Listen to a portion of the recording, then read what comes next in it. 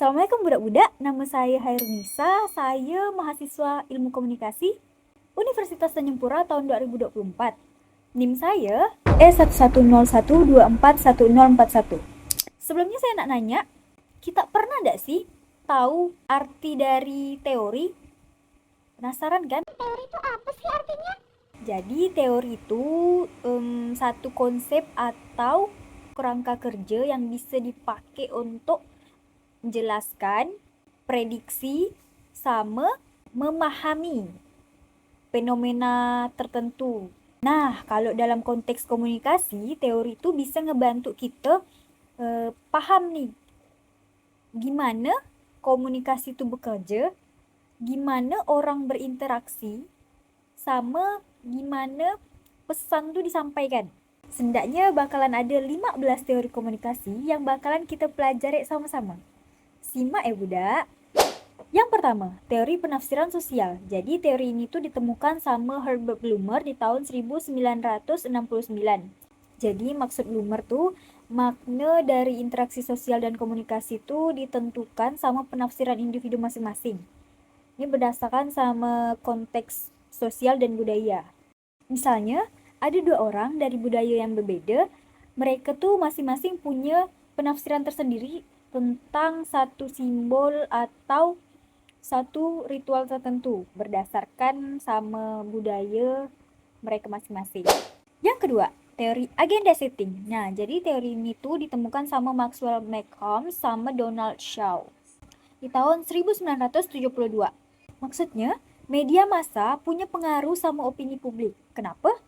Karena mereka punya kuasa untuk menentukan apa yang dianggap penting sama masyarakat dengan apa yang enggak. Misalnya, kalau ada media massa yang fokus sama isu lingkungan dan publik yang melihat itu bakalan terpengaruh untuk lebih peduli sama lingkungan. Yang ketiga, teori penerimaan aktif. Teori ini ditemukan sama Stuart Hall di tahun 1980. Jadi maksud Stuart itu orang-orang nerima pesan tidak cuma pasif tapi juga aktif. Mereka aktif dalam menafsirkan sama memahami pesan berdasarkan sama pengalaman dan pemahaman mereka. Misalnya ada orang yang nonton film. Nah, orang itu bakalan nafsirkan film tersebut, maknanya gimana, ceritanya gimana, berdasarkan dari apa yang dia tonton. Bisa jadi penafsiran orang ini berbeda sama penafsiran dari penonton yang lain. Yang keempat, teori simbolik. Teori ini tuh ditemukan sama George Herbert Mead di tahun 1934.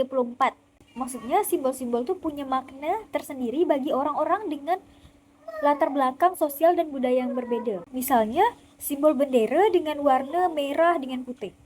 Makna warna merah dan warna putih dalam bendera Indonesia berbeda dengan makna warna merah dengan warna putih di bendera Polandia. Yang kelima, teori AIDA. Teori ini tuh dikembangkan sama Elias STL Molewis di tahun 1898. Jadi maksudnya ada 4 tahapan dalam komunikasi persuasif. Yang pertama ada attention, di mana komunikasi persuasif tuh harus bisa menarik perhatian calon konsumen. Yang kedua, interest. Selain menarik perhatian, selanjutnya komunikasi persuasif harus mampu membangkitkan minat calon konsumen. Ketiga, ada desire. Setelah 2 tahapan tadi, selanjutnya harus mampu membangkitkan keinginan untuk membeli dalam diri calon konsumennya. Tahapan yang terakhir adalah action. Nah, tahapan ini tuh tahapan terakhir yang menjadi hasil dari 3 tahap sebelumnya, di mana calon konsumen telah menjadi konsumen, yaitu telah melakukan tindakan pembelian. Yang keenam, teori pengharapan nilai. Nah, teori ini tuh ditemukan sama Martin Fishman dan Icek Azen di tahun 1975. Nah, maksud mereka tuh orang buat keputusan berdasarkan sama harapan yang mereka pegang, nilai yang mereka pegang, sama kemungkinan hasil yang mereka harapkan. Misalnya orang yang pengen sekali sukses mungkin bakalan buat keputusan yang beda sama orang yang biasa-biasa ya sama karirnya. Yang ketujuh, teori pengurangan ketidakpastian. Nah, teori ini tuh ditemukan sama Charles Berger dengan Richie Scalabris di tahun 1975. Nah, mereka bilang kalau orang tuh bakalan nyari informasi dan ngurangi ketidakpastian. Dari yang tidak tahu jadi tahu, yang belum pasti jadi pasti. Yang kedelapan, teori jarum suntik. Teori ini ditemukan sama Harold Laswell di tahun 1920-an. Nah, Laswell bilang kalau media massa dapat mempengaruhi publik dengan cara yang kuat dan langsung. Misalnya, informasi yang disajikan sama media massa nih bisa mempengaruhi dan membuat sebuah opini dari publik yang ngelihatnya. Bisa jadi publik punya opini yang sama kayak yang disajikan sama media massa. Yang kesembilan, teori Johari Window. Nah, teori ini ditemukan sama Joseph Luft dengan Harry Ingham di tahun 1955. Dalam teori mereka nih, ada 4 kotak yang isinya informasi yang kita tahu dan orang lain tahu, informasi yang orang lain tidak tahu tapi kita tahu, informasi yang isinya orang lain tahu dan kita tidak tahu, dan informasi yang orang lain tidak tahu dan juga kita tidak tahu. 10. Teori dialogis. Nah, teori ini tuh ditemukan sama Paulo Freire di tahun 1970-an.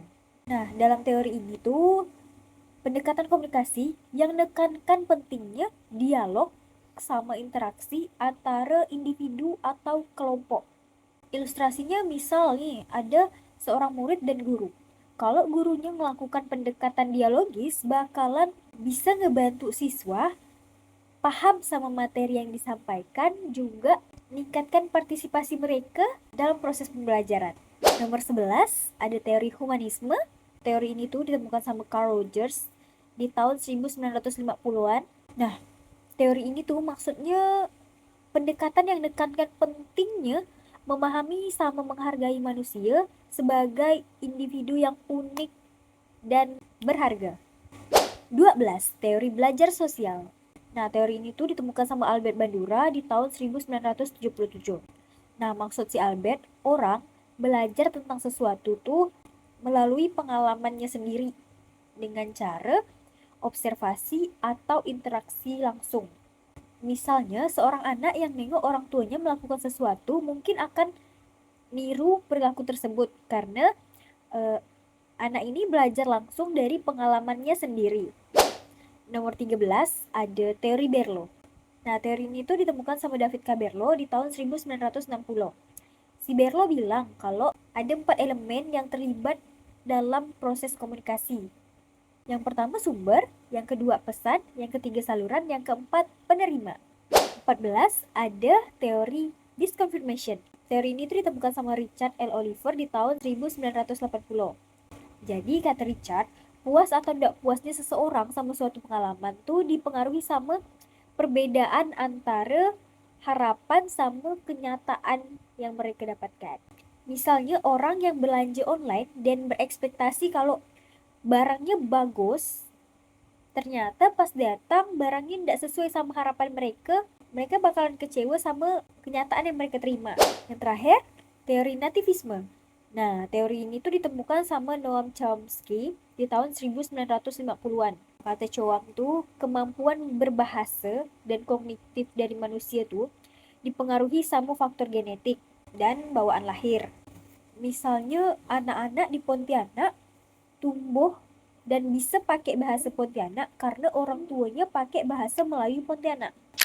Nah, budak-budak, itu tadi 15 teori yang saya sampaikan dengan sedikit aksen dan logat Pontianak sebagai contoh dari teori nativisme.